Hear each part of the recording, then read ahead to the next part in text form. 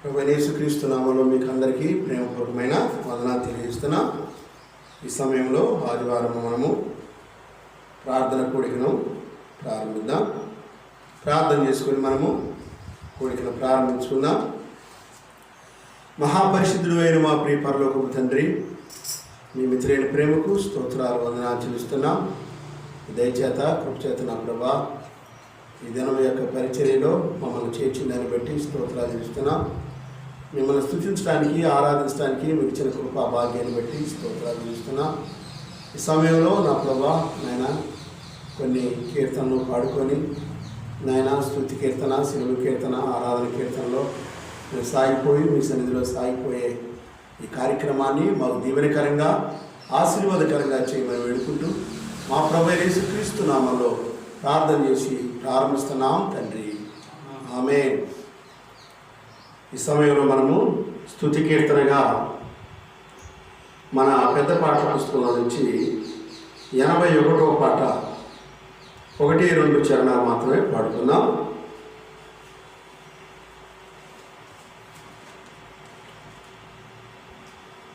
స్తుతులపై ఆసీనుడా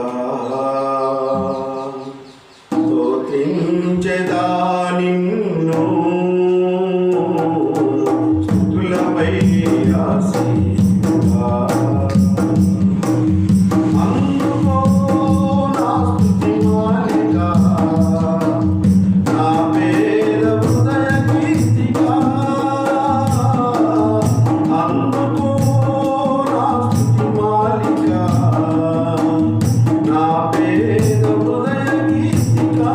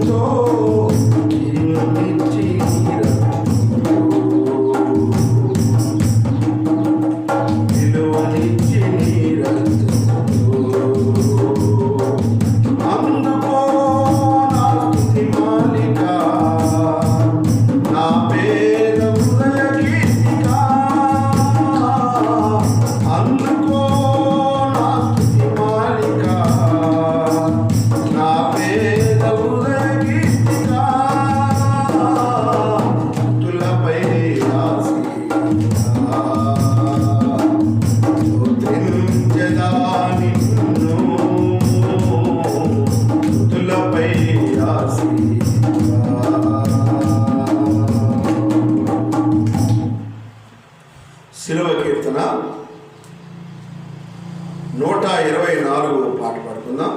ఒక్క చరణాన్ని వాళ్ళు మాత్రమే.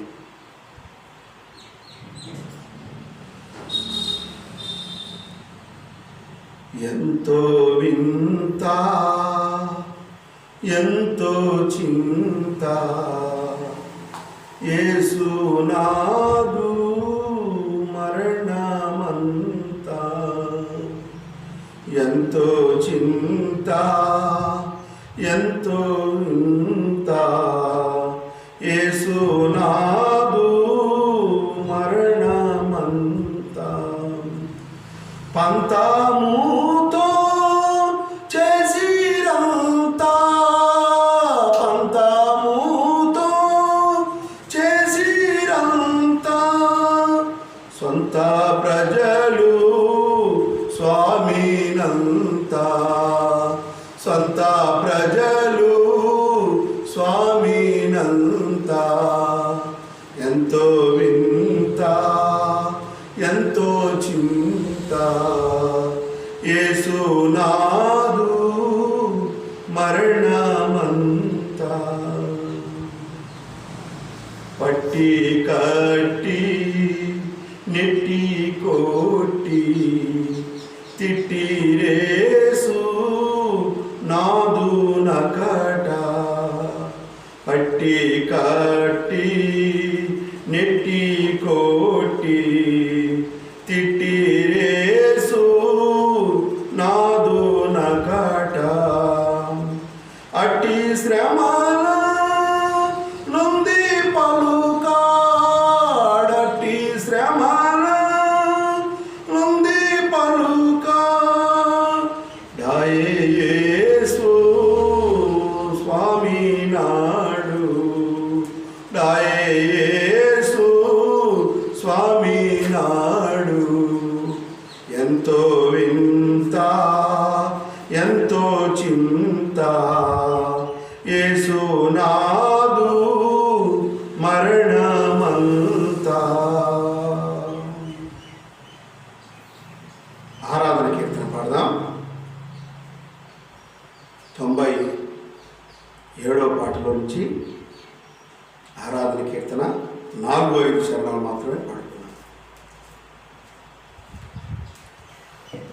నా ప్రాణ ప్రియుడా యేసు రాజా, అర్పింతును నా హృదయార్పణ, అర్పింతును నా హృదయార్పణ, విరిగి నలిగిన ఆత్మతోను హృదయపూర్వక ఆరాధనతో సత్యముగా, నా ప్రాణ ప్రియుడా యేసు రాజా, అర్పింతును నా హృదయార్పణ, అర్పింతును నా హృదయార్పణ,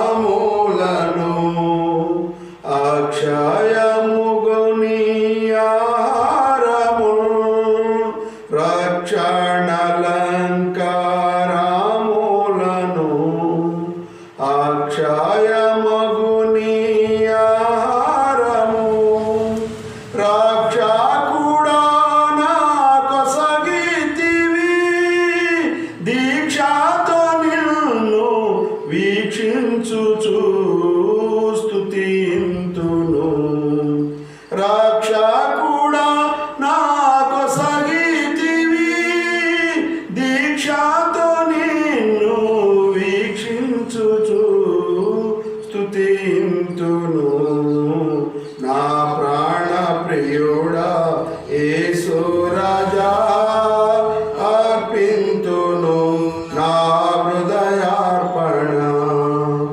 అర్పింతును నా హృదయార్పణ, నీ నీతిని నీ రక్షణను నా పేదవులు ప్రకటించును, నీ నీతిని నీ రక్షణను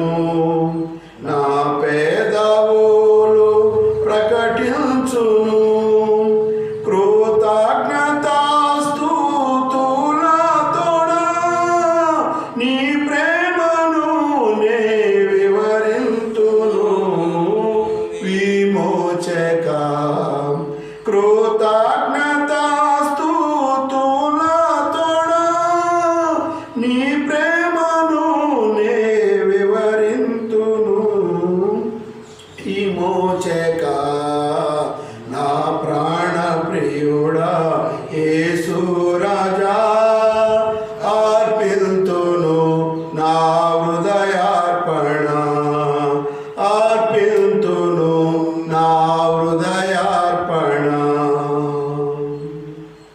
ఆరాధనకు సహాయకరంగా కొన్ని వాక్యాన్ని మనం చదువుకుందాం. ఆరాధనకు సంబంధించిన వర్తమానానికి సహాయకరంగా మనము పరిశుద్ధ గ్రంథమైన బైబిల్లో నుంచి హెబ్రీయులకు రాసిన పత్రిక 24వ వచనాన్ని మనము చదువుకుందాం. హెబ్రీయులకు రాసిన పత్రిక 12వ అధ్యాయం 24వ వచనం. క్రొత్త నిబంధనకు మధ్యవర్తి అయిన యేసునొద్దకును హేబేలు కంటే మరి శ్రేష్టముగా పలుకు ప్రోక్షణ రక్తమునకు మీరు వచ్చి ఉన్నారు. దేవుడు మనము ఆరాధన చేయడానికి వచ్చిన విధానాన్ని ఆయన మనకి తెలియజేస్తున్నాడు. మనము ప్రభువుని ఆరాధించడానికి వచ్చాము. ఆ విధానాన్ని ఆయన ఏమంటున్నాడంటే, మీరు క్రొత్త నిబంధనకు మధ్యవర్తి అయిన యేసునొద్దకును హేబేలు కంటే మరి శ్రేష్టముగా పలుకు ప్రోక్షణ రక్తమునకు మీరు వచ్చి ఉన్నారు. క్రొత్త నిబంధనకు మధ్యవర్తి ఆయన మన ప్రభువైన యేసుక్రీస్తు వారు. క్రొత్తగా చేయబోతున్న ఒక నిబంధనకు మీడియేటర్గా ఉన్నాడు ఆయన, మధ్యవర్తిగా. ఏమిటి క్రొత్త నిబంధన అంటే, మన పితరులు పూర్వము కోడెనో ఏడాది దూడనో పొట్టేలునో మేకపోతునో తీసుకొచ్చి దాన్ని వధించి దాని రక్తముతో దేవునితో సమాధాన పడతారు, తమ పాపములకు ప్రాయశ్చిత్తము చేసుకుంటారు. అయితే ఈ క్రొత్త నిబంధనలో ఎడ్లు కానీ ఏడాది దూడలు కానీ పొట్టేలు కానీ మేకలు కానీ ఏమీ పనికిరావు. ఆయనే బలి పశువుగా చేయబోతున్నాడు. ఇదే క్రొత్త నిబంధనకు మధ్యవర్తి అయ్యాడు. మానవులకును పాపాత్ములైన మనకును మధ్యవర్తిగా యేసుక్రీస్తు వారు ఈ గొప్ప బలియాగాన్ని చేయబోతున్నాడు. కాబట్టి క్రొత్త నిబంధనకు మధ్యవర్తి, ఒక క్రొత్త నిబంధన, పాత నిబంధనను మార్చివేయబోతున్న క్రొత్త నిబంధన ఇవ్వటానికి దానికి మధ్యవర్తి అయిన యేసుక్రీస్తు వారు ఆయన వద్దకు మనము వచ్చాం అని చెబుతూ అక్కడ అన్నాడు కదా, హేబేలు కంటే మరి శ్రేష్టముగా పలుకు ప్రోక్షణ రక్తమునకు మనము వచ్చి ఉన్నాం. హేబేలు కంటే శ్రేష్టముగా పలికిన రక్తం ఏంటి అని మనం చూసినప్పుడు, ఆదికాండము 4వ అధ్యాయము 10వ వచనంలో మనకి రాయబడి ఉంది. ఆదికాండం 4వ అధ్యాయము 10వ వచనంలో ఏమంటాడంటే, కయ్యూను హేబేలును చంపినప్పుడు ఆయన మాట్లాడుతున్న మాట, నీ తమ్ముని రక్తం యొక్క స్వరము నేలలో నుండి నాకు వినబడుచున్నది, మొరపెట్టుచున్నది అంటున్నాడు. అంటే వారిద్దరూ ఆది పితరుడైన మన యొక్క ఆదాము యొక్క కుమారుడు కయ్యూను హేబేలు దేవుని ఆరాధించడానికి వచ్చినప్పుడు, చిన్న కుమారుడు హేబేలు, పెద్ద కుమారుడు కయ్యూను పొలం పంటలో కొంత తీసుకుని వచ్చాడు పెద్ద కుమారుడు. చిన్న కుమారుడు తాను గొర్రెల కాపరి కాబట్టి మందలో నుంచి శ్రేష్టమైన వాటిని తీసుకొని వచ్చాడు. వారిద్దరూ బలులు అర్పించినప్పుడు దేవుడు మాట్లాడాడు, నేను హేబేలు బలిని అంగీకరించి ఉన్నాను అన్నాడు. ఈ మాటకి కయ్యూను ముఖము చిన్నపుచ్చుకున్నట్లుగా, నన్ను మెచ్చుకోలేదు నా దేవుడు, నా తమ్ముడు మెచ్చుకున్నాడని అగబెంచుకొని పొలములో వారిద్దరే ఉన్నప్పుడు తన తమ్ముడి మీద పడి చంపినప్పుడు, రక్తము నేల కాల్చినప్పుడు రక్తము మొరపెట్టిందని చెబుతున్నాడు దేవుడు. నీ తమ్ముని రక్తము యొక్క స్వరము నేలలో నుండి నాకు మొరపెడుతుందన్నాడు. ఏమని మొరపెట్టి ఉండదో ఒకవేళ. ఎన్నోసార్లు మనం చెప్పుకున్నాం కానీ ఈ మాట నేను ఈరోజు చెబుతున్న మాట ఏంటంటే, ప్రభువా, నేను చేసిన తప్పు ఏమిటయ్యా? నీ వాక్య ప్రకారంగా, నీ చిత్త ప్రకారంగా నేను చేయటమేనా నేను చేసిన తప్పు? సరే, నీ చిత్త ప్రకారంగా చేస్తున్నప్పుడు ప్రభువా, నీవైనా మా అన్న ముందు నన్ను పొగడకపోతే బాగుండేదేమో.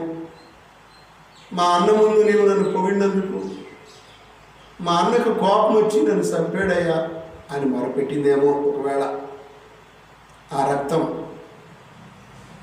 దాన్ని చూచి దేవునికి కోపం వచ్చింది. దేవునికి ఎంత కోపం వచ్చిందంటే, అయితే వాక్యానుసారంగా జీవించడం తప్ప, అలా జీవించిన వారిని నేను మెచ్చుకోవటం తప్ప అని చెప్పి 11వ వచనంలో అంటాడు, కావున నీ తమ్ముని రక్తమును నీ చేతిలోని పుచ్చుకున్నటకు నోరు తెరిచిన ఈ నేల మీద ఉండకుండా నీవు శపింపబడిన వాడవు. శపించాడండి, శాపం వచ్చింది. అయితే మనం అనుకుంటున్నాం అలాగూ నష్టానికి గురయ్యాడు. హేబేలు రక్తం ఎలా మొరపెట్టిందంటే, ప్రభువా, నేను నువ్వు చెప్పినట్లుగా ఆరాధించడమే నేను తప్పు అంటాయా, నేను చేసిన తప్పు అంటాయా అన్నాడు. అయినా నీవు కూడా నా అన్న ముందే నన్ను పొగట్టం ఎందుకయ్యా అని అన్నాడు.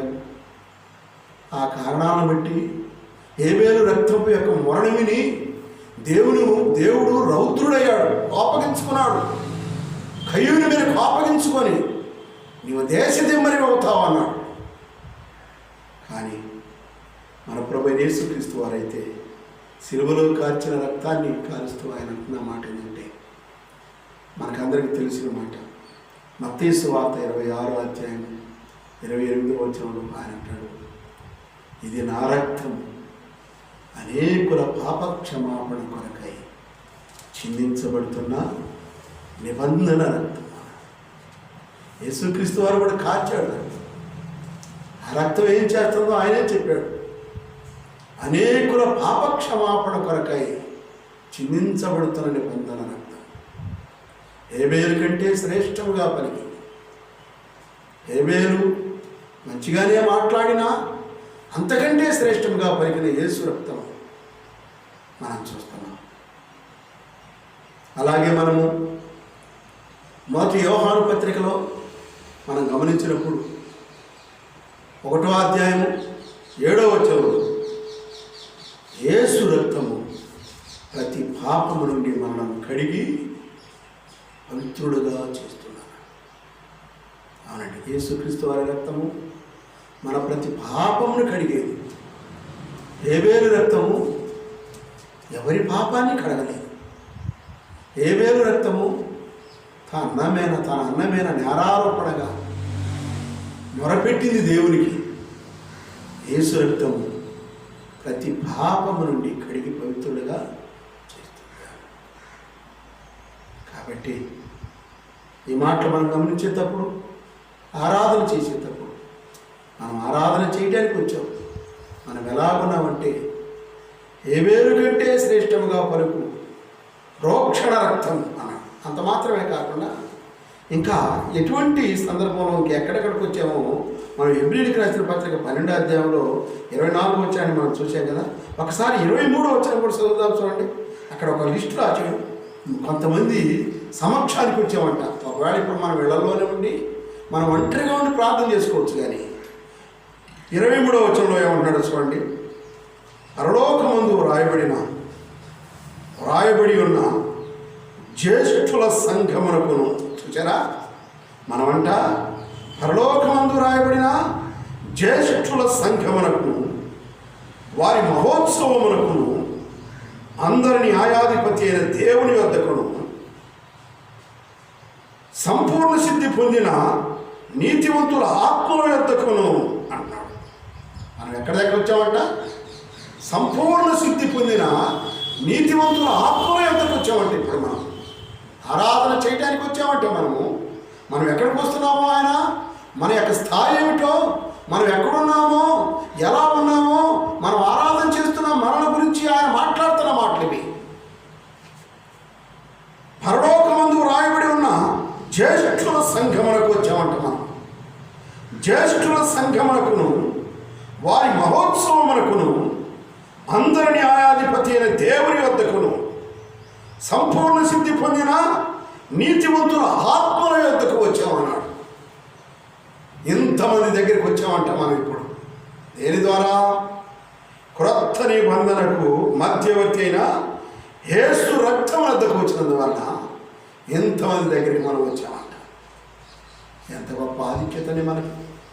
మన ఆరాధన, మన క్రొత్త నిబంధన ఆరాధన ఎంత గొప్పదండి.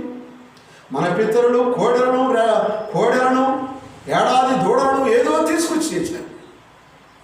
మనమైతే మన ప్రభువైన యేసుక్రీస్తు వారి రక్తం నుండి వచ్చినప్పుడు జ్యేష్ఠుల సంఘములో చేరాం, ఆయన మహోత్సవంలో చేరాం, అందరి న్యాయాధిపతి దగ్గరికి చేరాం. మనం నీతివంతులు, సంపూర్ణ సిద్ధి పొందిన నీతివంతుల ఆత్మల యొద్దకు చేరామంట. మనం ఎటువంటి వారి మధ్య ఉన్నాము చూడండి. ఈ క్రొత్త నిబంధన ఆరాధన ఎంత గొప్పగా ఆయన వివరించి మనకు చెబుతున్నాడో చూడండి. ఇది మన పూర్వీకులు, మన పితరులకు లేదు ఈ భాగ్యం. ఈనాడు మన ప్రభువైన యేసుక్రీస్తు వారి రక్తంలో నుంచి మనం జ్యేష్ఠుల సంఘములో చేరామండి. ఇంత గొప్ప ఆరాధన, ఇంత గొప్ప క్రొత్త నిబంధన మనకు మన ప్రభువైన యేసుక్రీస్తు వారి చేయాలి. ఆయన ఎలా ఆరాధించాలి, ఎలా స్తుతించాలి, ఎలా మహిమపరచాలి? మనం ఆయన ఆత్మతో సత్యముతో ఆరాధించాలి. దేవుడు ఆత్మ కనుక ఆయన ఆరాధించేవారు ఆత్మతోనూ సత్యముతో ఆయనను ఆరాధించవాలని రాయబడి. ఇలా ఈ సమయంలో మనము ఆరాధన చేయడానికి, బల్లలో పాల్గొనడానికి స్తోత్రాలు చెల్లించుకున్నాం. స్తోత్రాలు చెల్లించుకొని మీరు కూడా ఎక్కడున్నవారు అక్కడే ఉండి స్తోత్రాలు చెల్లించుకొని ప్రభు బలిలో పాల్గొన్నాం. చిన్న ప్రార్థన చేసుకొని, మహాపరిశుద్ధుడైన మా ప్రియ పరలోకపు తండ్రి, మీ మిత్రులైన ప్రేమకు స్తోత్రాలు వందనాలు చెల్లిస్తున్నాను తండ్రి. దయచేత కృపచేత నా ప్రభా, మీరు చెప్పిన వాక్య ప్రకారంగా ఒకప్పుడు నేను తండ్రి ఆపిని దుర్మార్గుడు తండ్రి, నీ సన్నిధికి తగిన వాడను నాయనా తండ్రి, మందిరానికి కూడా తగిన వాడను తండ్రి. పాపములో దుర్మార్గంలో నడుస్తున్న నేను, పాపపు చేష్టలు కలిగి నరకములకు పాత్రుడైన నన్ను జ్యేష్ఠుల సమూహంలో చేర్చావయ్యా. నీకు స్తోత్రాలు తెలుస్తున్నాం తండ్రి. నాయనా తండ్రి, మీ మహోత్సవంలో నన్ను చేర్చావు తండ్రి. పరలోకంలో నీ యొక్క బిడ్డలతోటి మహా ఉత్సవంతో చేసే ఆ ఉత్సవ సభలో నన్ను కూడా చేర్చిందని బట్టి స్తోత్రాలు చూస్తున్నాను తండ్రి. నా ప్రభా నాయనా తండ్రి, అందరినీ ఆయాధిపతి అయిన నీవు పితరులకును నేటి వారికి, పురాతన కాలంలో లోకంలో ఉన్నవారికి, నమ్మిన వారికి, నమ్మని వారికి అందరికీ న్యాయాధిపతి అయిన, అందరి న్యాయాధిపతి అయిన నీ యొద్దకు చేర్చబడిన దాన్ని బట్టి స్తోత్రాలు. ఈరోజు అయ్యా నాయన తండ్రి, సంపూర్ణ సిద్ధి పొందిన నీతివంతుల ఆత్మల సమూహంలో చేర్చిన దాన్ని బట్టి స్తోత్రాలు. అయ్యా నాయన తండ్రి, ఒకప్పుడు అపరాధముల చేతను, పాపముల చేతను సత్యనాను ఈ గొప్ప భాగ్యాన్ని దాన్ని బట్టి స్తోత్రాలు చేస్తున్నాను. ఏమిచ్చి నీ రుణం తీర్చుకోగలడు తండ్రి, ఏమిచ్చినా నేను నాయన తండ్రి, నాయన నేను అపాత్రుడనే కానీ నీవు చెప్పారు. ఇరిగినలిగిన హృదయముతో అయ్యా నా ప్రభు, ఆత్మతో సత్యముతో ఆరాధించే ఆరాధన నాకు ఇష్టమైన బలి అన్నావు తండ్రి. ఈ దినమున నా ప్రభా తండ్రి, మౌనంగా సహోదరులు తమ హృదయాలను మీ సన్నిధిలో కుమరించుకుంటూ ఉండగా, బహిరంగంగా నేను కొంతమంది ఇలాగూ స్తుతిస్తూ ఉండగా తండ్రి, వారందరి యొక్క స్తుతి ఆరాధనలతో పాటు నా దీన స్తుతి ఆరాధన గైకొనము మా ప్రభువును మా రక్షకుడైన క్రీస్తు యేసు అమూల్య నామములో స్తుతించి ఆరాధిస్తున్నాం తండ్రి. ఆమేన్. శ్రేష్టమైన నీ దివ్య ప్రేమతో మమ్మల్ని ప్రేమించిన మా ప్రియ పరలోక తండ్రి, మీ వందనాలు. గడిచిన ప్రభు దినం నుంచి ప్రభు దినం వరకు మమ్మల్ని అందరినీ ప్రాణప్రాప్తులుగా ఉంచి నాయన, ఈ ప్రభు దినం మందునైనా మీ సన్నిధిలో చేర్చి ఇలా మమ్మల్ని స్థుతించి కనపరిచే భాగ్యాన్ని నాకు నేను మా అందరికి మీరు అనుకరిస్తున్న విధానాన్ని బట్టి నేను మీకు స్తోత్రాలైనా నిజంగానైనా ఇదివరకైతే నాయన ఈ భాగ్యం లేనటువంటి ప్రభావ మీ సన్నిధికి రాతగిన వాళ్ళనైనా మిమ్మల్ని ఆరాధించడానికి స్తుతించడానికి ఏ యోగ్యత లేనటువంటి వాళ్ళనైనా లోకంలో పాపంలో అయినా నాశనకరమైన గుంటలో పడి ఉన్న నన్ను జిగటగల దొంగ ఊపిలో పడి ఉన్న నన్ను లేపి నా పాదములు బండ మీద నిలిపి స్థిరపరిచావు ప్రభావ.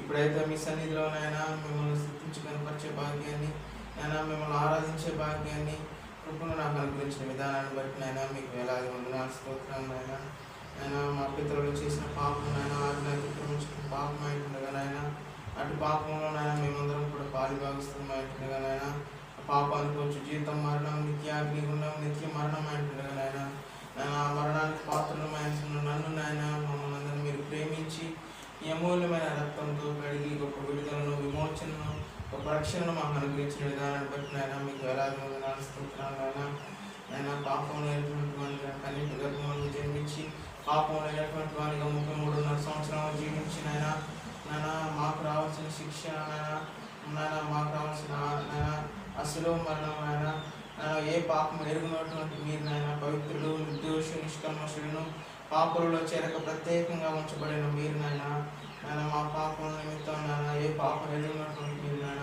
కలవరిశిలో నాయన మీరు బలి అయిన విధానాన్ని బట్టి నాయన మీకు వేలాది వందనాలు స్తోత్రాలైనా ఆయన దేవునితో కూడా సమానంగా ఉండటం విడిచిపెట్టుకున్న భాగ్యమైన ఎంచుకోలేదు కానీ నాయన నా నిమిత్తం మా నిమిత్తం నాయన తను తగ్గించుకున్న వానిగా రిక్తునిగా నాయన ఏమి లేనటువంటి వానిగా నాయన దాసుని స్వరూపం ధరించుకొని శిలువ మరణం పొందినంతగా నాయన విధేయత చూపించారు నాయన. అందుని బట్టి నాయన మీకు వేలాది వందనాలు స్తోత్రాలు నాయన. ఈ లోకంలో నాయన మంచివాని కొరకు ఎవరైనా తెగించని పోవచ్చినప్పుడు కానీ నాయన నాలో మాలో ఏ మంచి లేదు నాయన. అరికాలు మొదలుకొని తలనెత్తి వరకు పచ్చి కుండ్లు గాయములతో సచిన స్థితిలో దుర్వాసనకు గురైనటువంటి స్థితిలో ఉంటున్నాను నాయన. మీరు ప్రేమించి మీ అమూల్యమైన రక్తంతో కడిగి గొప్ప విడుదలను విమోచనను నాకు అనుగ్రహించిన విధానాన్ని బట్టి నాయన మీకు వేలాది వందనాలు స్తోత్రాలు నాయన. నన్ను కూడా నన్ను జ్యేష్ఠులలో నాయన మమ్మల్ని చేర్చిన విధానాన్ని బట్టి నాయన మీకు వేలాది వందనాలు స్తోత్రాలు నాయన. మా నిమిత్తం నాయన మీరు చేసిన త్యాగానికి నాయన ఇప్పటి వరకు నాయన మా ఇళ్ళ మీరు చేస్తూ వస్తున్న ప్రతి మేలు బట్టి నాయన మీకు వేలాది వందనాలు స్తోత్రాలు నాయన. మీరు చేసిన త్యాగానికి నాయన మా నిమిత్తం నాయన మీరు ఆకలి వర్గంలో చేసిన త్యాగానికి నాయన మీరు చేస్తూ వస్తున్న మేలుకి నాయన ఏమి ఇచ్చినా నాయన మీరు రుణాలు తీర్చుకోలేము నాయన. నిత్యం మిమ్మల్ని స్థుతించినా నాయన మీరు రుణాలు తీర్చుకోలేము నాయన. అందరి బట్టి నాయన ఏమి ఇవ్వలేని వారిగా నాయన నా ఈ విరిగి నలిగిన కృతజ్ఞతాస్తుతులు ఆయన మా ప్రియ రక్షకుడైన యేసయ్య నామములో మీకే సమర్పించుకుంటూ ఆరాధిస్తున్నాం తండ్రి. ఆమేన్. మహాపరిశుద్ధుడైన మా ప్రియ పరలోకపు తండ్రి, మీ శరీరానికి గుర్తుగా ఉంచబడిన ఈ రొట్టెను దీవించి ఆశీర్వదించి మాకు పంచండి. మా ప్రభువైన యేసుక్రీస్తు నామములో స్తుతించి ఆరాధిస్తున్నాం తండ్రి. ఆమేన్.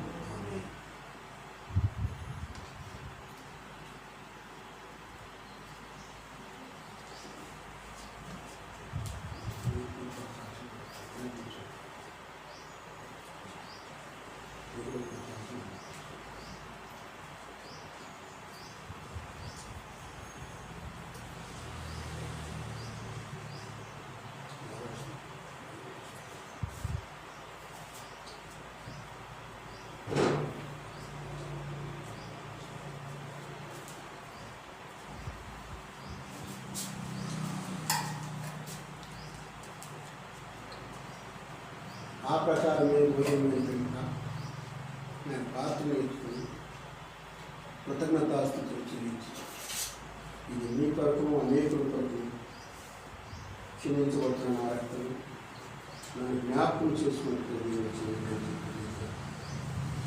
రసపాత్రతో స్తోత్రాలు. మహాపరిశుద్ధుడు మాకు ప్రేమకు స్తోత్రాలు ఉన్నాను. ఈ దయచేత కృషిస్తున్నప్పుడు ఆనాడు మీరు కలువరిలో కాల్చిన ప్రసిద్ధ రక్తకాలం సాదృశ్యం ఉంటుంది. ఈ ద్రాక్షరసాన్ని మీరు దీవించి ఆశీర్వదించి మాకు తెచ్చింది.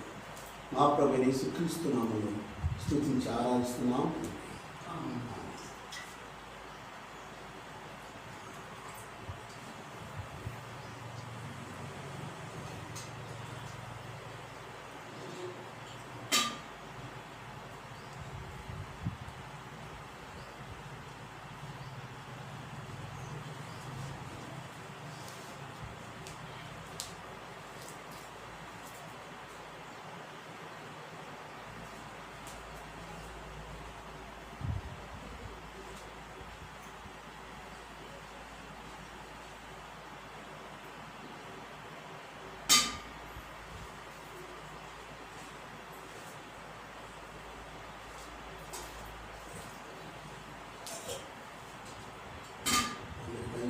భావిస్తూ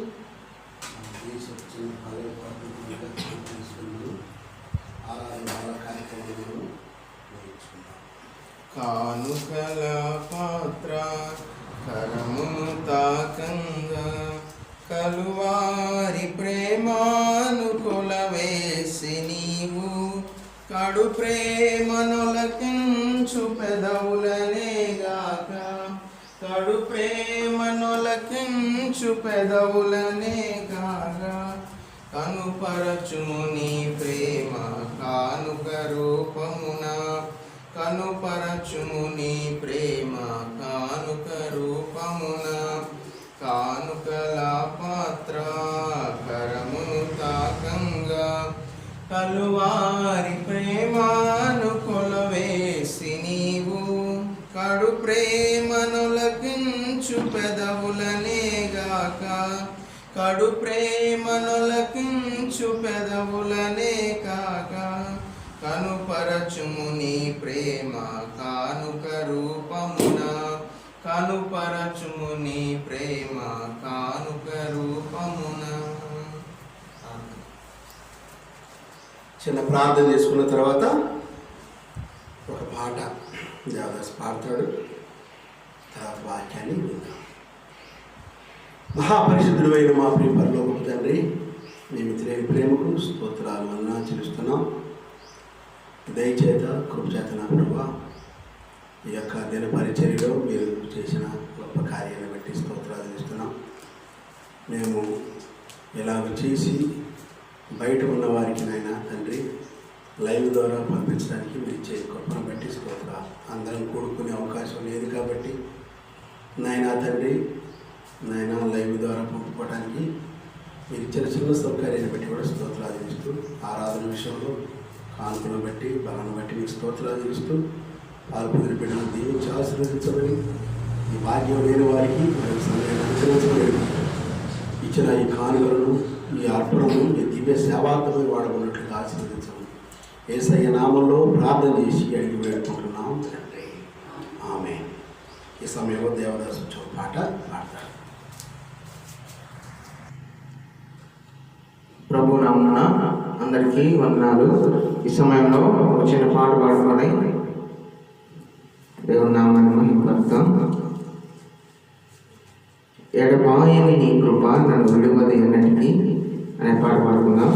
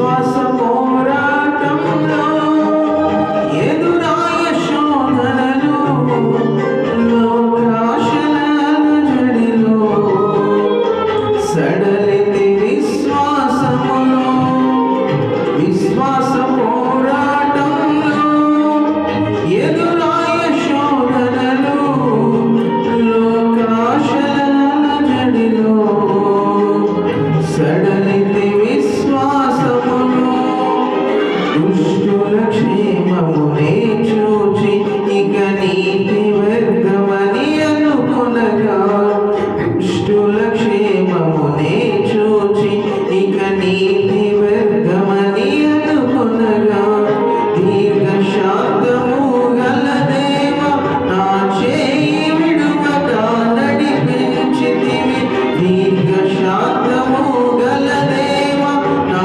చేయి విడువక నడిపించితివి ఎడబాయని నీ కృపా నన్ను విడువదు ఎన్నటికీ ఎడబాయని నీ కృపా నన్ను విడువదు ఎన్నటికీ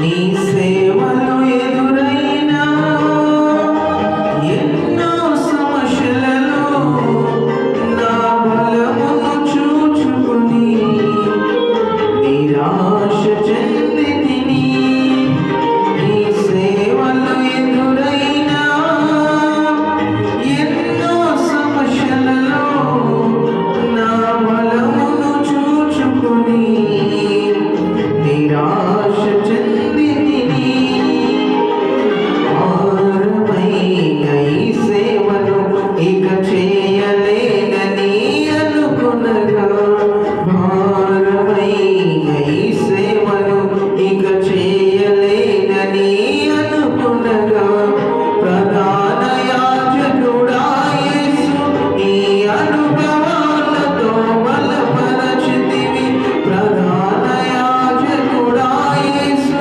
నీ అనుభవాలతో బలపరచితివి ఎడబాయని నీ కృపా నన్ను విడువదు ఎన్నటికీ ఎడబాయని నీ కృపా నన్ను విడువదు ఎన్నటికీ యేసయ్యా నీ ప్రేమానురాగం నన్ను కాయును అనుక్షణం యేసయ్యా నీ ప్రేమానురాగం నన్ను కాయును అనుక్షణం ఎడబాయని నీ కృపా నన్ను విడువదు ఎన్నటికీ ఎడబాయని నీ కృపా నన్ను విడువదు ఎన్నటికీ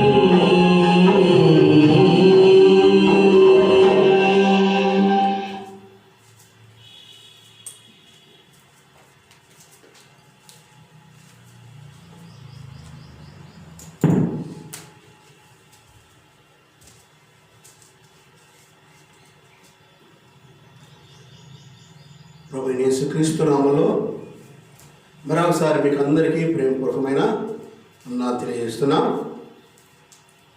చక్కని పాటల ద్వారా మనము ప్రభుని మహిమపరిచి ఉన్నాం. మన ఇండ్లలోనే ఉండి ఈ యొక్క కార్యక్రమాలను మనం వీక్షిస్తూ ప్రభువుని మహిమపరిచే వారంగా ఉండాలని ప్రభు పేరిట మనం చేస్తున్నాను. ఈ సమయంలో మనము ఆరాధనకు సహాయకరంగా మనం ఎన్నో విషయాలు తెలుసుకున్నాం. ఇప్పుడు వాక్యానికి అనుగుణమైన వాక్యాన్ని మనము ఒక లేఖనాన్ని మనము చదువుకుందాం. యోబు గ్రంథంలో నుంచి మొదటి అధ్యాయంలో నుంచి 3వ వచనాన్ని మనం చదువుకుందాం.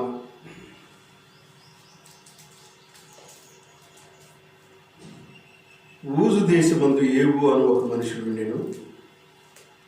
అతడు యథార్థవర్తనుడును న్యాయవంతుడునై దేవుని యందు భయభక్తులు కలిగి చెడుతనమును విసర్జించిన వాడు. అతనికి 7 కుమారులను 3 కుమార్తెలను కలిగిరి. అతనికి 7,000 గొర్రెలను 3,000 ఒంటెలను 500 జతల ఎడ్లను 500 ఆడు గాడిదలను కలిగి బహుమంది పనివారును అతనికి ఆస్తిగా ఉండెను. గనుక తూర్పు దిక్కు జనులందరిలో అతడే గొప్పవాడుగా ఉండెను. ఈరోజు మనము తెలుసుకునే వర్తమానంలో ఒక కుటుంబాన్ని గురించి మనం తెలుసుకుందాం. ఎందుకు ఈ కుటుంబాన్ని గురించి తెలుసుకోవాల్సి వచ్చిందంటే, మనమందరము గృహాల్లో కుటుంబాలలోనే ఉంటున్నాం. గవర్నమెంటే మనకి ఈ సదా అవకాశాన్ని కలిగించింది. భయంకరమైన ఒక బాధ వలన అందరూ ఇళ్లలోనే ఉండాలనేది ఒక మంచి అవకాశంగా మనకి ఆ ఇళ్లలో ఉండి ప్రభువుని మనము ఆరాధించవచ్చు. అందరూ ఒకసారి ఉంటారు కాబట్టి ప్రభువుని ఆరాధించడానికి, ప్రభువుని మహింపరచడానికి, దేవుని వాక్యాన్ని ధ్యానం చేయడానికి మంచి అవకాశం. కాబట్టి అలాగ ఒక మంచి గృహాన్ని కూడా, ఒక ఇంటిని కూడా మనము తీసుకొని ఒక ఇంటి యొక్క విషయాలు మనం తెలుసుకుందాం. బైబిల్లో ఇక్కడ మనం గమనించినప్పుడు చదువుకున్న ఈ లేఖనాలలో యోబు జీవితంలో మనం చూసినప్పుడు యోబు ఒక మనిషి భూమి మీద ఈ లోకంలో ఆయన ఉన్నాడు. ఆయన యేసుక్రీస్తు వారు ఈ లోకంలో మానవుడిగా రాకమునుపు దరిదాపుగా ఆయన కొన్ని వందల సంవత్సరాల క్రితం జీవించినవాడు. ఆయన కుటుంబం ఆ రోజుల్లో కూడా చాలా భయంకరమైన పాపాలు ఉన్నాయి. ఆది కాండంలోనే ఉన్నాయి పాపాలు. నరులు హృదయాలోచన వారి బాల్యం నుండి చెడ్డది. అందుకనే నేను భూమి మీద నరులను పుట్టించినందుకు నాకు బాధ కలిగిందని చెబుతున్నాడు. అంటే పాపము, వ్యభిచారము, విచ్చలవిడిగా తిరగటము, భయంకరమైన సంగతులు ఆ రోజుల్లోనే ఉన్నాయి. ఆ రోజుల్లోనే అట్లా ఉంటే ఈ రోజుల్లో ఇంకా ఎక్కువగా ఉంటాయి. ఎందుకంటే ఆ రోజుల విషయాల్ని ఈ రోజుల విషయాలు కూడా గుర్తు చేసింది ఆ రోజుల్లో ఉన్న ఒక వ్యక్తిని గురించి మనం తెలుసుకుంటున్నాం కాబట్టి. ఇప్పుడు అంటారు కదా, ఈ రోజుల్లో ఉన్న పరిస్థితులను బట్టి ఆ రోజుల్లో అందరూ భక్తి పరులే అనుకుంటారు. కాదు, ఆ రోజుల్లో కూడా ఇలాంటి వాళ్ళు ఉన్నారు. అటువంటి కాలంలో, అటువంటి రోజుల్లో ఒక ఆయన కుటుంబాన్ని మనం చూస్తున్నాం. ఎంత భక్తిగా ఉందో. ఈయన చాలా ధనవంతుడండి, చాలా గొప్ప ధనవంతుడు. తూర్పు దిక్కు జనులందరిలో అతనే గొప్పవాడంట. ఎంత గొప్పవాడంటే, ఒక దిక్కుకే దేశానికి 4 దిక్కులు ఉంటాయి: తూర్పు, పరమట, ఉత్తరము, దక్షిణం. అలాగైతే ఈయన ఒక దిక్కంతటికి గొప్పవాడు, ఒక దిక్కంతటికి గొప్పవాడు. అలాగైతే ఈ భాగ్యవంతుని భార్య ఎంత ధనికురాలు ఉండొచ్చు, ఈ భాగ్యవంతుని పిల్లలు ఎంత గొప్పవారుగా జీవించవచ్చు, సమాజంలో వారి యొక్క స్టేటస్ ఎలాగుంటుంది ఒకసారి ఆలోచించండి. వారి ఘనత ఎలాగుంటుంది, వారి గొప్పతనం ఎలాగుంటుందో చూడండి సమాజంలో జనులందరిలో. అటువంటి దైవజనుడి కుటుంబంలో ఆయనకి సమృద్ధిగా, కుటుంబంలో పిల్లలు కూడా 10 మంది సంతానం. అద్భుతమైన రీతి ఏంటంటే, ఆయనకి 10 మంది సంతానం, 7 కుమారుడు, 3 కుమార్తె. సంతానంలో తక్కువ లేదు, ఆస్తిలో తక్కువ లేదు, బంగారంలో, ధనములో, ధాన్యములో, సమృద్ధి ఆహారంలో ఏ విషయంలో కూడా తక్కువ లేదు. ఇంత గొప్పవాడైనా ఆ ధనవంతుడు ఆయన కుటుంబంలో భక్తి కూడా ఉంది. ఎంత భక్తి ఉందంటే ఆయన గురించిన ఆయన భక్తి విషయంలో మనం చూసినప్పుడు అసలు ఆయన ధనాన్ని గురించి మనం తెలుసుకున్నాం. కానీ ఎంత గొప్ప అంటే మాకు ఒక అద్భుతమైన ఆశ్చర్యం ఏంటంటే ఆయన కుటుంబంలో ఆయనకి 7 కుమారులు ఉన్నారంటే 7,000 గొర్రెలు ఉన్నాయంట. 3 కుమార్తెలు ఉన్నారని మనం చదువుతున్నాం. 3,000 ఒంటెలు ఉన్నాయంట. 500 జతల ఎడ్లు ఉన్నాయంట. 500 ఆడుగాడిదలు, బహుమంది పనివారు. ఈ గాడిదల ద్వారా ఒంటెల ద్వారా ప్రయాణాలు, బరువులు, వాహనాలు, రకరకాలైన సామాను తీసుకోవడానికి ఉంటాయాను. మనకు అద్భుతమైన ఒక మాట ఏంటంటే 1 రాజుల గ్రంథం 19వ అధ్యాయం 19వ వచనంలో ఎలీషాని గురించి మనం చదువుతాం. ఆయన ఒక గొప్ప ధనవంతుడని మనం చదువుతాం. ఆయనకి 12 జతల అరకలు ఉన్నాయంట. 11 మంది తమ చేలో అరకలు దున్నుతూ ఉన్నారు. 12వ అరక తాను దున్నుతున్నట్లుగా మనం చూస్తున్నాం. ఆ రోజుల్లో 12 అరకల చేత దున్నే ఆసామి ఎంత గొప్పవాడండి. అయితే ఎలీషాని 12 అరకలు ఆసామిని చూస్తేనే మనం ఎంత గొప్ప అనుకుంటే ఏబు 500 జతల ఎడ్ల అరకలు. అబ్బో, ఎంత ధనవంతుడు, ఎంత గొప్పవాడు, సమాజంలో ఎంత స్టేటస్ కలిగిన వాడు ఆయన. 500 జతల ఎడ్లు ఆయన పొలమును దున్నుతూ ఉంటాయి. ఎంత గొప్ప ధనవంతుడు. తన భార్య ఎంత భాగ్యవంతురాలై ఉండొచ్చు, తన పిల్లలు ఎంత భాగ్యవంతులై ఉండొచ్చు. అయితే ఇలాంటి వారిని ఎట్లా దించాడంటే, ఆ కుటుంబాన్ని ఎలా కాపాడుకున్నాడంటే ఆయన ప్రార్థన చేయవాడు, భక్తితో. ఆయన గురించి రాయబడి ఉన్న మాటలు ఏంటంటే అతడు యథార్థవంతుడు, నీతివంతుడు అని రాయబడి ఉంది. ఈ రోజుల్లో ఎంత ధనవంతులు, ఎంత రిచ్ ఫ్యామిలీ, ఇంత గొప్పగా ఉన్నవాళ్ళు యథార్థ జీవితము, భక్తి జీవితం కలిగి ఉండటము అసాధ్యమండి. ఈయన యథార్థ జీవితము, నీతిపరుడనే మాటలు మనం చూస్తున్నాం. ఇది ఆయన యథార్థమైన భక్తిని నిరూపిస్తుంది. ఇంత ఆస్తి కలిగి కూడా నీతిగా ఉండాలనుకోవటము అది భక్తికి నిదర్శనంగా ఉంది. ఆయన భక్తి జీవితానికి నిదర్శనంగా ఉంది. యథార్థత వదలడు, యథార్థంగా ఉంటాడు, నమ్మకంగా ఉంటాడు. అనుదినము తన పిల్లలు విందు చేసుకుంటూ ఉంటే వారు ఒకవేళ ఏమైనా పాపం చేశారని అరుణోదయమనే పిలిపించి ఒక్కొక్కరి నిమిత్తము బలుర్పించేవాడని, ప్రార్థన చేసేవాడని మనం చూస్తాం. ఈ ప్రార్థన కుటుంబానికి ప్రాకారం అండి. ఈ ప్రార్థన కుటుంబానికి ప్రాకారం. కంచె వేసిన కుటుంబము పరలోకానికి రాజబాట వేసుకుంటున్నాడు. ఆధ్యాత్మిక జీవితాలకి పునాదులు వేసుకుంటున్నాడు.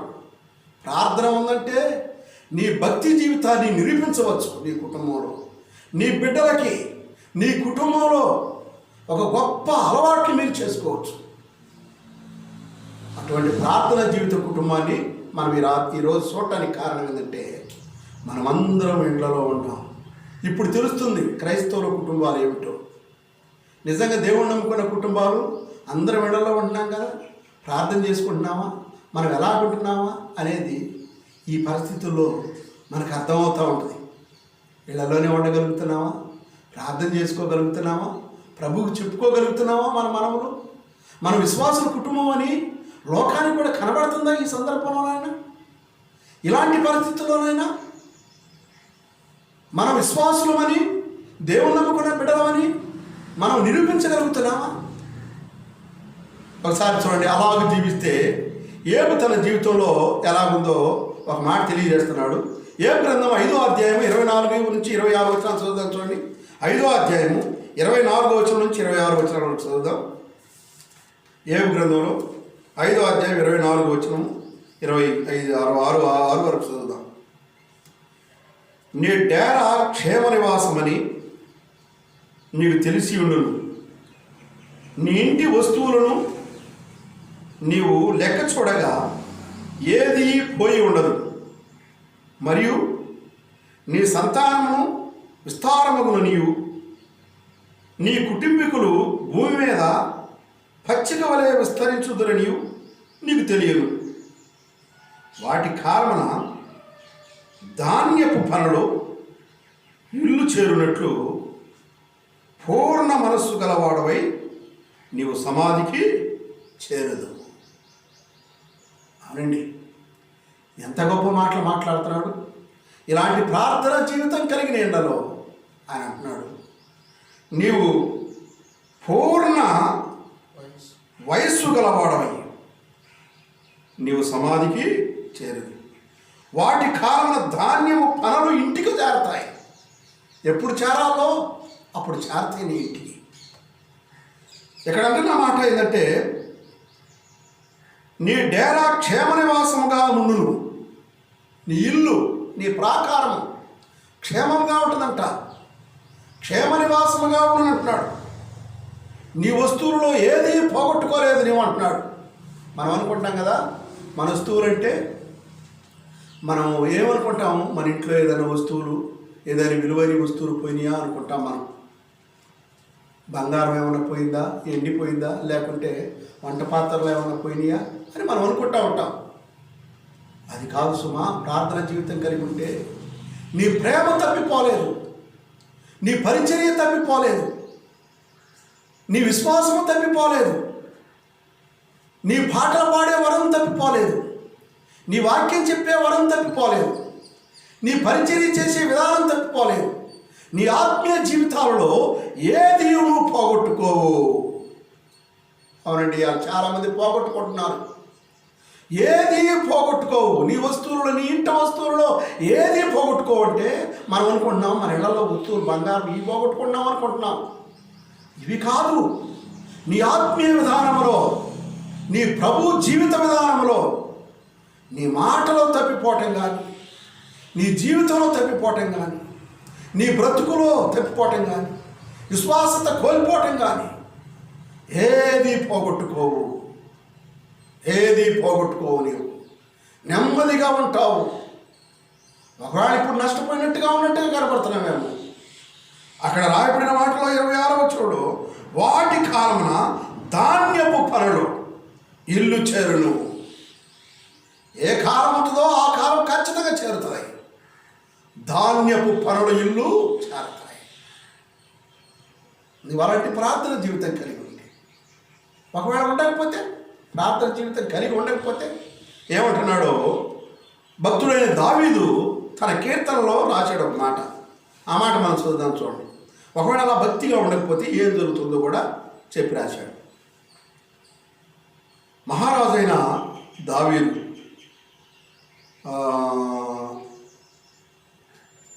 క్షమించాలి, ఇక్కడ ఆసాపు కీర్తన. ఇది ఆసాపు కీర్తన 80వ కీర్తనలో 12-13 వచ్చాను చదువుదాం. చూడండి, 80వ కీర్తనలో 12-13 వచ్చాను చూద్దాం. చూడండి, త్రోవను నడుచువారందరూ దాని తుంచి వేయునట్లు దాని చుట్టూనున్న కంచెలను నీ వేళ పాడు చేసేటివి. అడవి పంది దాన్ని పెగిలించుచున్నది.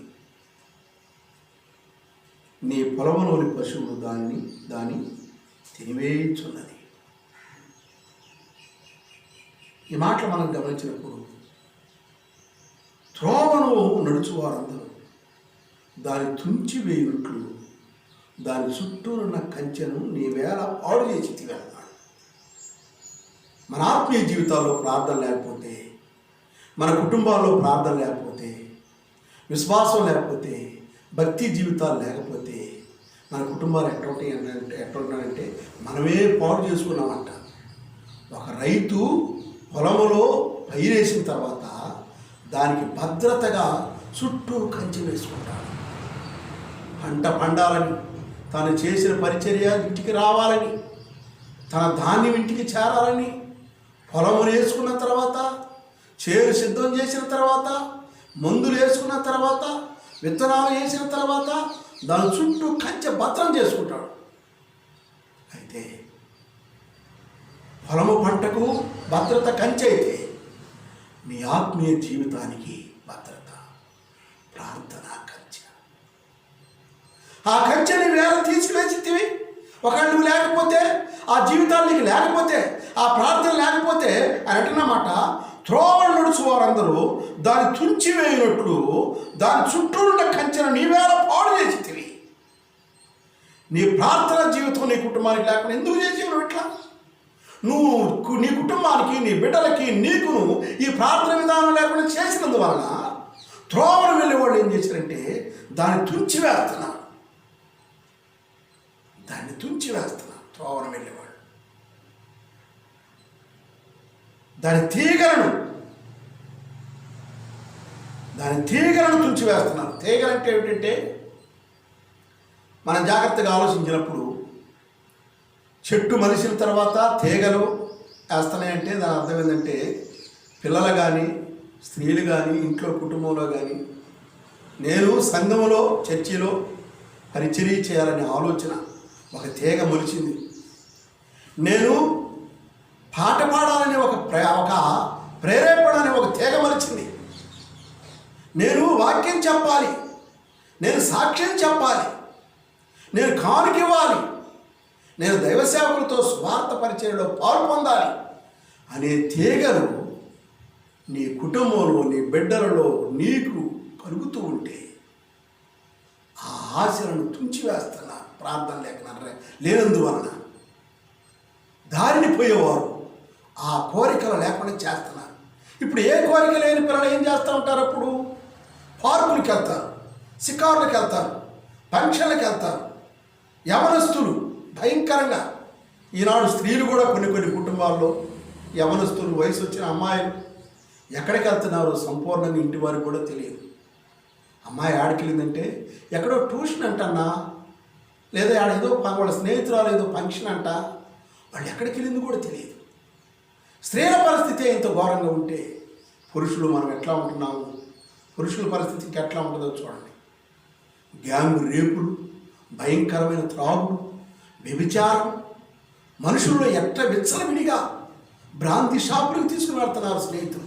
ఇంకేం లేదు కదా, బీచ్కి వెళ్దాం, సరదాగా వెళ్దాం, ఫంక్షన్కి వెళ్దాం, ఎక్కడ ఏమి జరుగుతున్నాయో తెలియదు. నీ పిల్లలు ఎక్కడ ఉండాలనుకున్నారు? పాటలు పాడాలనుకున్నారు, దైవ సన్నిధిలో ఉండాలనుకున్నవారు వారు ఇప్పుడు ఎక్కడ ఉంటున్నారో, వారి పరిస్థితులు ఏమిటో నీకు తెలియదు. అట్లా ఉంటుంటే వారిలో కలుగుతున్న ఆశలు తుంచివేయబడుతున్నాయి సాతానుడి ద్వారా. అదిగో లోకం ద్వారా వారి తీగలను తుంచివేస్తున్నారంట. వారి ఆశలను అడియాశలు చేస్తున్నారు. ఎందుకు ఇలాగ చేసావు? నీ ప్రార్థన ప్రకారం లేకుండా ఎందుకు చేసావు నీ కుటుంబానికి అని ఆసాపు 80వ కీర్తనలో చెబుతున్నాడు. ప్రార్థన లేని వలన ఎందుకు ఇలాగ జరిగింది అని చెబుతున్నాడు. సరే, అంతటితోటి ఆగిపోయిందా అనుకుంటే ఒక భయంకరమైన మాట మనం అక్కడే చూస్తున్నాం. ఏం చూస్తున్నాం చూడండి. కంచెలను నీవేలా పాడు చేసేటివి, అడవి పంది దాన్ని పెకలించుతున్నది అన్నాడు. ఇప్పుడు అడవి పందులు కూడా వచ్చినాయి అంట. పిల్లలు ఎలా జీవిస్తుంటే, వారికి కాయలు కాస్తూ ఉంటే, వారికి పూలు పూస్తూ ఉంటే, వారికి తీగలు వేస్తూ ఉంటే, వారి ఆశలు ఆధ్యాత్మికంగా సంఘాలలో ఇలా ఉండాలి అలా ఉండాలని కోరికలు కలుగుతూ ఉంటే అటన్నిటిని తుంచివేసే పరిస్థితి వచ్చింది. ప్రార్థననే కంచె ప్రాకారం లేనందువలన వారిప్పుడు దైవ సన్నిధిలో ఉండాల్సిన వాళ్ళు ఎక్కడో ఉంటున్నారు. ఆ తర్వాత తోట ఉంది కదా, పాది అనేది ఒకటి ఉంది కదా, ఆ పాదికి అడవి పంది వచ్చి పాదిని పెకలిస్తుందంట. ఎంత ఆశ్చర్యం అండి, ఎంత భయంకరంగా ఉంది ఈ మాట. పైన కాయల్లో పూలలో కాదు అది తినేది. పాది అంటే ఏరు ముట్టితో కుళ్ళగించి ఏరు తిరగేసి దానిలో ఏరు తింటుంది. ఇక చెట్టు బతికిద్దండి. అడవి పంది అంట. పందుల్లో 2 రకాలు మనం చూస్తాం. మానవుల మధ్య ఉండే పందులు మనకు తెలుసు. అడవులలో పందులు ఉన్నాయి. అడవి పంది ఆహారం వేరు. అది పై ఆకులను పువ్వులను కాయలను తినదు. చెట్టును పెకలించి దాని కింద ఏరును తినేది. అదిగో ఈ అడవి పందులు ఎక్కడ ఉంటాయి? ఎక్కడో అడవుల్లో ఉంటాయి, కానరావు మనకి. మరి ఇప్పుడు మన ఆత్మీయ జీవితాల్లో మన కుటుంబాల్లో ఎక్కడ ఉంటాయి అడవి పందులు అంటే మన హృదయంలోనే ఉన్నాయి. మార్కు సువార్త 7వ అధ్యాయం 21వ వచనంలో 13 లక్షణాలైన దుర్గుణాలు ఉన్నాయి. ఈ కనపడవు, అడవుల్లో ఉన్నట్టుగా ఉంటాయి. ప్రతి మనిషిలో ఉంటాయి, అడవుల్లో ఉన్నట్టుగా ఉంటాయి, కనపడవు. పైకి ఆ 13 రకాల దుర్గుణాలు పైకి ఎవరు చూపించరు. చూపించినంత మాత్రం చేత అవి లేవనుకుంటున్నారా? అవి ఉన్నాయి. లోపల నుండి బయటికి వచ్చి మనిషిని అపవిత్రం చేస్తున్నాయి. అపవిత్రమైన 13 రకాలైన దుర్గుణాలు మానవ హృదయంలో అడవి పందుల్లాగా ఉన్నాయి. అడవుల్లో ఉన్న పందుల్లాగా పైకి కనబడకుండా లోపల దాక్కొని ఉన్నాయి. అవి బయటికి వచ్చి మనిషిని అపవిత్రం చేస్తున్నాయి. అడవి పంది వచ్చింది, పాదిని పెకలించింది. పాదే పెకలించి మళ్ళీ తర్వాత ఇంకేం చేస్తాడండి? రైతు చెట్టు విరగొట్టింది. ఎవరైనా కానీ చెట్టు బీకి ఏరు పైకుంచి ఆ మోం కింద పెట్టి నాటితే బతికిద్దా? దిగిన ఏరు లేనిపోతే చెట్టు బతికిద్దా? ఇక పంది వచ్చి పాది పెళ్ళగించి ఏరు తింది, ఇక బతికిద్దా? బతకదుగా చెట్టు.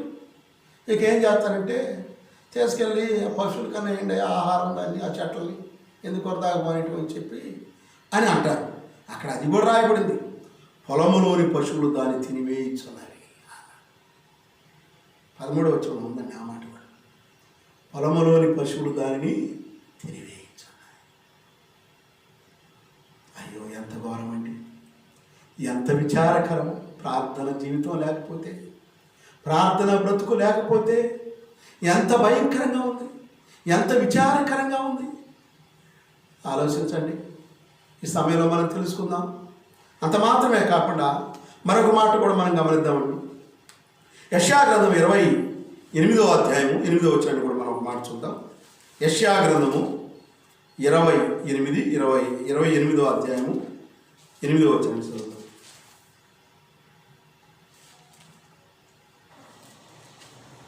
తీసి చదివితే మంచిది. 28:8. వారి భోజనపు బలలన్నీ వాంతితోను కల్ముషములతోను నిండి ఉన్నవి. అవి లేని చోటు లేదు. వారు ఎవరికి విద్య నేర్పును? ఎవరికి వర్తమానము తెలియజేయును? తల్లి పాలు విడిచిన వారికా చన్ను విడిచిన వారికా చాలు. చూచారండి, ఈ ప్రార్థన జీవితం, భక్తి జీవితం లేని వారిని పరిస్థితుల గురించి ఇక్కడ భక్తుడైన యెషయా కూడా మాట్లాడుతున్న మాట ఏంటంటే, వారి భోజనపు బలలన్నీ వాంతితోనూ కల్ముషంతోనూ నిండి ఉన్నాయంట. చూడండి, వాళ్ళ భోజనం బర్రెలు ఎట్టున్నాయంట. బల్లకాడకు బోధిస్తారు, తినబుద్ధి కావటంలా వెడి పెట్టారు, బాగానే ఉంది. వాంతి, కల్ముషం, చండాలంగా. అంటే నిజంగా దీన్ని ఎలాగంటే చాలామంది ఇంటి శుభ్రం లేదు కావాలా అనుకుంటున్నారు. ఇల్లు బాగా శుభ్రం చేసుకోలేదు కావాలి, పాపం షేర్గా ఉంది కావాలా. ఇల్లు చూడు, ఇల్లాలు శుద్ధి చూడు అంటారు కదా లోకంలో. ఏమో శుద్ధి లేదు కావాలి, ఇంటి ఆమెకి బాగా చేయది కావాలి, వంటలు ఎట్లా అనుకుంటున్నారు. ఇది కాదు, వారి భోజనపు బల్లలన్నీ వాంతితో నిండి ఉన్నాయి. అంటే నోట నుంచి వచ్చే మాట, మనసులో నుంచి వచ్చే ప్రవర్తన, చూపులో నుంచి వచ్చే క్రోధము, కక్షలు, భేదములు, ప్రేమ లేని తనం, వాంతి, నోట నుంచి వచ్చే వాంతి, నోటి మాట ఈర్ష్య, పగ, ద్వేషం ఇంట్లో ఒకరికొకరికి పడదు. వారి భోజనపు బలలే ఇంత దారుణంగా ఉంటే ఇక పర్సనల్ ప్లేస్ ఎట్టుంటాయండి? ఇంకెంత చండాలంగా ఉంటాయి. కేవలం భోజనం తినే కాడే అట్ట దారుణంగా ఉంటే, అంత భయంకరంగా ఉంటే, వాళ్ళ మాటలు అట్టున్నాయంటే, వారి చూపులు అట్టున్నాయంటే, వారి ప్రవర్తన అట్టున్నాయంటే, వారి ఆలోచనలు అట్టున్నాయంటే, వారి ఊహలు అట్టున్నాయంటే, వారి కుటుంబాలు అంత దారుణంగా ఉన్నాయంటే పర్సనల్గా ఇంకెట్టుంటారండి వాళ్ళకి? కనీసం కడుపుకు తినే ఆహారము, కడుపు తినే బలమే అంత నీచంగా ఉంటే, ఆస్థానమే ఎంత దారుణంగా ఉంటే, ఇక వేరు వేరు ప్రదేశాల్లో వారు ఎలాగుంటారండి? వాళ్ళ ప్రవర్తన ఎలాగుంటుందండి? వారి జీవితాలు ఎలాగుంటాయండి? ఒకసారి ఆలోచించండి. యెషయా జీవితంలో మాట లేదంటే, వారి భోజనపు బలలని వాంతితోనూ కల్ముషముతోనూ నిండి ఉన్నాయి. అవి లేని చోటు లేదంట. ఏమి లేని? ఆ వాంతి కల్ముషం లేని చోటే లేదంట వాళ్ళ ఇంట్లో. మొత్తం అటనే ఉందంట. చూచారండి? అవి లేని చోటే లేదు. మరి అటువంటిప్పుడు వాళ్ళకి ఏం చెబుతారండి? ఎవరికి బోధించగలరు? ఎవరికి మేము భక్తులు అని చెప్పగలరు? ఎవరికి మేము దేవుడు నమ్ముకున్న వాళ్ళని చెప్పగలరు? ఎవరికండి వాడు ఎవరికి విద్య నేర్పును? ఎవరికి వర్తమానము తెలియజేయను? తల్లి పాలు విడిచిన వానిక, చన్ను విడిచిన వానిక? ఇక్కడ చూడండి ఒక ప్రశ్న. దీని అర్థం మనకి ఏమన్నా అర్థం తెలుసా? తల్లి పాలు విడచటం ఏంది? చన్ను పాలు విడచటం ఏంటి? చన్ను విడిచిన వారిక అన్నాడు. రెండు ఒకటే లాగుంటా మనకి? రెండు ఒకటే లాగున్నాయా లేకపోతే వేరువేరుగా ఉన్నాయా? రెండు ఒకటేలాగే ఉన్నాయి. తల్లి పాలు విడిచిన వారిక వారు బోధించేది, వారి నీతిని బోధించేది, వారి వాక్యం చెప్పేది, మేము విశ్వాసం అని, మేము దేవుడు బిడ్డలు అని చెప్పుకునేది తల్లి పాలు విడిచిన వారిక, చన్ను విడిచిన వారిక అన్నాడు. చన్ను విడిచిన వాడంటే నిజంగా శారీరకంగా పాలు విడిచినవాడు. తల్లి పాలు అంటే సంగపు బోధ విడిచినవాడు. సంగపు బోధ, ప్రార్థన జీవితము లేనివాడు. తల్లి పాలు విడవటం అంటే తల్లి సంఘం, సంఘవాక్యము, సంఘ పరిచర్య, సంఘ ప్రార్థన లేనివాడు. అటువంటి వాడికి నువ్వు బోధిస్తావా? ఇట్లాంటి కల్ముషాలతో జీవించి, ఇట్లాంటి దుర్గుణాలతో జీవించి, లేకపోతే ఇప్పుడే పాలు విడిచిన వాడికి ఏమైనా బోధిస్తావా? ఎవడికి నువ్వు బోధించగలవు? నీ విద్య ఎవరికి?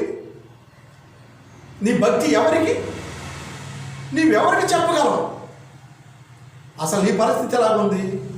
వారి భోజనపు బల్లలన్నీ వాంతితోనూ కల్ముషంతోనూ.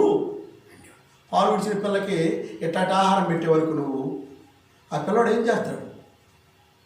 ఇట్లాంటి మాటలు, ఇట్లాంటి బోధలు చూపించే వరకు ఆ పిల్లవాడు నమ్ముతాడా? ఓ ఇక్కడ బతుకులేవు, బాగులేవు, వీళ్ళు జీవితం మనం నమ్మేది ఏందంటారు. ఒకరి వాక్యంలో నుంచి తప్పిపోయి ఉన్నవాడికి వాడికి బోధిస్తే వాడికి అంతా తెలుసు. నీ బతుకు బాగోలేకుండా నువ్వేం బోధిస్తా? బోధించలేవు కదా. తల్లి పాలు విడిచిన వాడిక, చన్ను విడిచిన వాడిక నువ్వెవడికి బోధిస్తావు? నీ బతుకు ఎలాగుంది? ప్రార్థన జీవితం లేకపోతే, కుటుంబ ఆరాధన లేకపోతే, వారి భోజనపు బలలన్నీ వాంతితోనూ కల్ముషముతోనూ నిండి ఉన్నవి. అవి లేని చోటే లేదు. ఈ సమయంలో మనం తెలుసుకుంటున్నాం, ప్రార్థన లేకపోతే నీ పరిస్థితి ఏమిటో, నువ్వు ఎలాగుంటావో, నీ బతుకేమిటో, ఎలాగుంటుందో తెలియజేస్తున్నాడు దేవుడు. ఇంకొక మాట చూపించిన తర్వాత మనము ముగించుకుంటాం. నెహెమ్యా గ్రంథం 4వ అధ్యాయము 1వ వచనం మనం చూద్దాం. నెహెమ్యా గ్రంథం 4వ అధ్యాయము 1వ వచనాన్ని మనం చదువుకుందాం.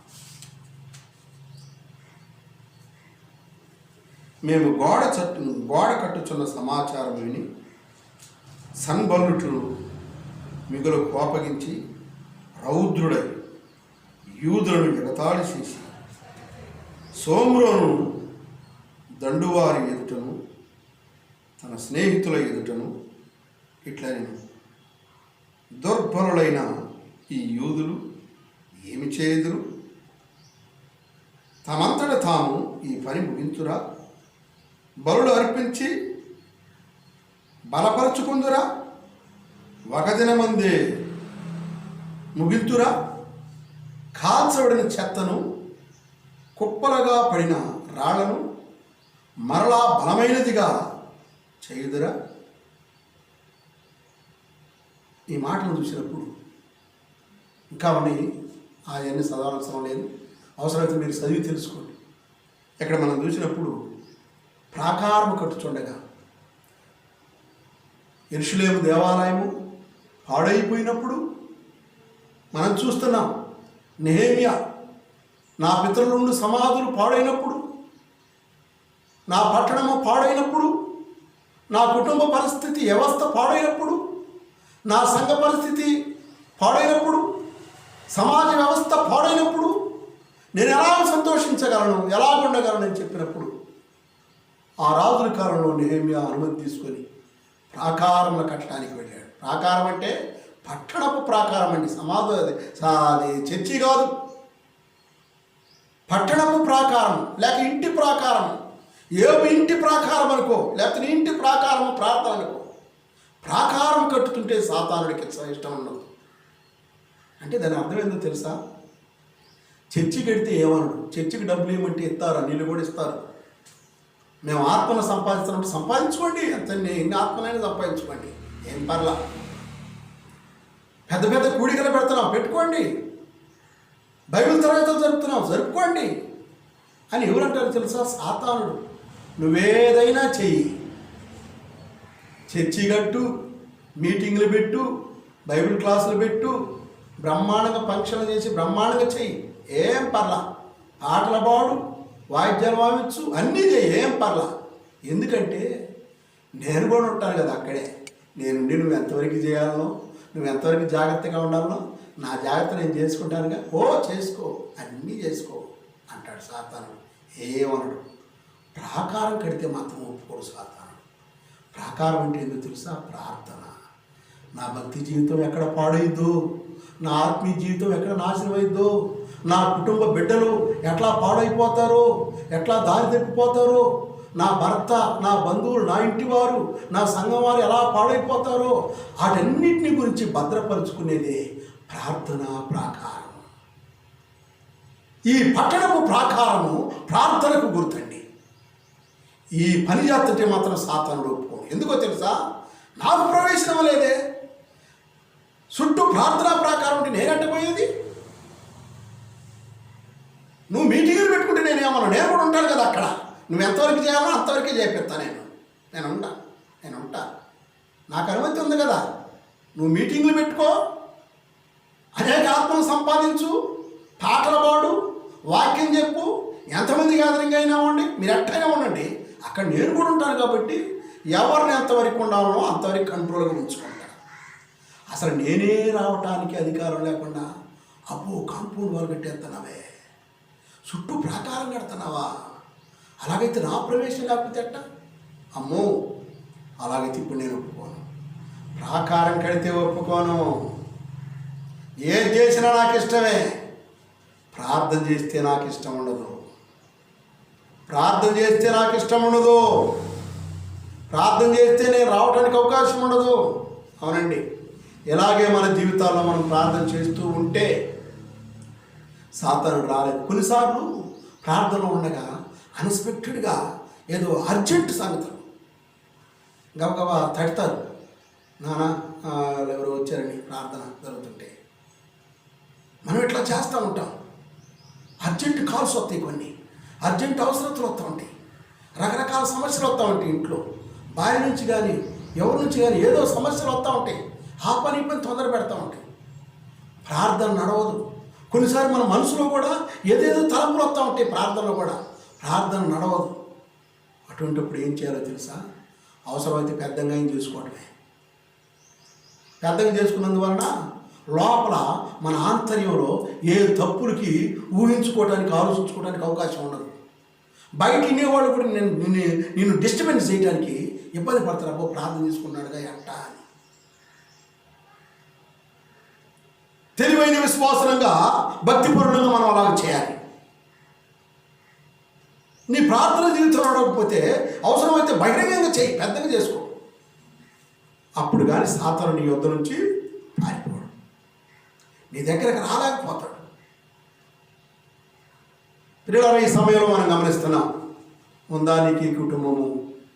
ఇలాంటి కుటుంబం ఉందా? ఏబుని గురించి మనం విన్నాం, ఎన్నో సంగతులు మనం విన్నాం. ఏబు జీవితంలో గొప్ప కార్యం చేశాడు. ఏబు అలాంటి వాడంటే అతని జీవితంలో ఏది పోగొట్టుకోవాలా. మీరు అంటారు, ఏబు జీవితాన్ని తీసుకున్నామంటయ్యా, ఆయన సమస్తను పోగొట్టుకున్నాడు కదా అనుకుంటాం. అతడు సమృద్ధి అవుతాడు. తెలుసు కదా ఆకారం ఎలాగుందో. దేవుడే కదా ఆయన గురించి స్టేట్మెంట్ ఇచ్చింది, అతడు యథార్థవర్తుడు నీతివంతుడైనా ఉన్నాడని, భక్తిపరుడని, భూమి మీద అటువంటి వాడు లేడని దేవుడే కదా స్టేట్మెంట్ ఇచ్చింది. అలాగైతే అన్నీ పోయినాయి అనుకుంటున్నావేంది? రెట్టింపు దీవెన పొందలేదా? ఈ మధ్యాహ్న సమయంలో మనం తెలుసుకుందాం, ఈ ఉదయకాల సమయంలో మనం తెలుసుకుందాం. మన కుటుంబాలు ఎలాగున్నాయి? కుటుంబాల్లో ఉన్నామా? ప్రార్థన చేసుకుంటున్నామా? మన జీవితాల్లో మనం ఎలాగుంటున్నాం? ప్రార్థన జీవితాలు కలిగి ఉంటే నీ వద్దకు సాతానుడు రాలేడు. నీ కుటుంబాన్ని నిన్ను ఎంచలేడు, నిన్ను విడదీయలేడు, నిన్ను పాడు చేయలేడు. నీ సంఘాన్ని, నీ కుటుంబాన్ని నిన్ను పాడు చేయలేడు.